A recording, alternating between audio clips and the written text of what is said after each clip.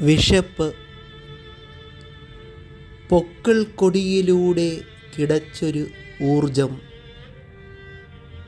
ഊർജം മാത്രമല്ലത്, ജീവൻ തന്നെയും.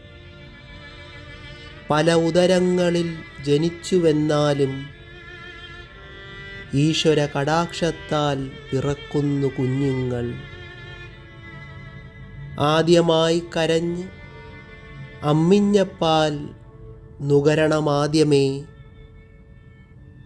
പക്ഷേ എത്ര കുഞ്ഞിനാണ് ആ അനുഗ്രഹം കിട്ടുമെന്നോർക്കണം.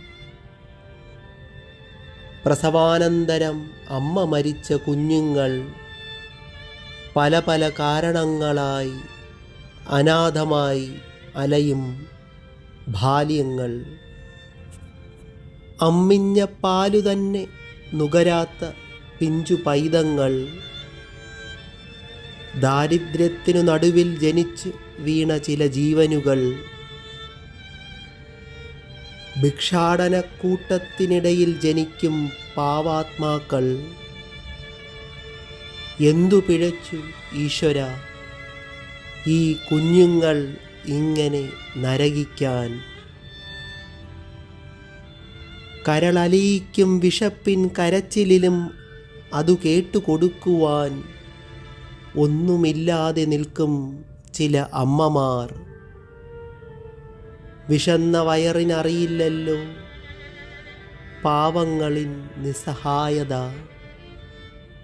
ഉണ്ടവനറിയില്ലല്ലോ വിശക്കുന്നവനിൻ വേദന. ലോകത്തിൽ നിന്നെന്നേക്കുമായി ഈ പാപത്തെ മാറ്റാൻ ആരുമില്ലേ? ഈ ലോകത്തിൽ കാവലാളായി ആരുമില്ലേ?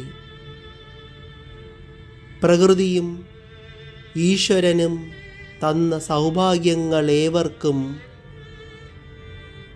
അനുഭവിക്കാനെന്നോർമ്മ വേണം. പലവിധ അടിമത്തമാം കരാളഹസ്തങ്ങളാൽ അടിച്ചമർത്തി എത്ര നാളിങ്ങനെ നാണമില്ലാതെ ജീവിക്കും നീ?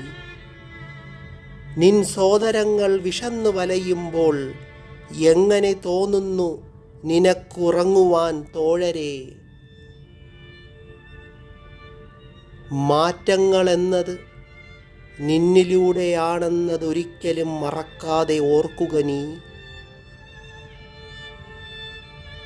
ദാനങ്ങളിലെന്നുമേ അന്നദാനം മഹത്തരമെന്നോർക്കണം എന്നുമേ നീ. ആ ദാനമെന്നുമേ മറക്കാതെ ചെയ്യണം അർഹതയുള്ള മക്കൾക്കായി.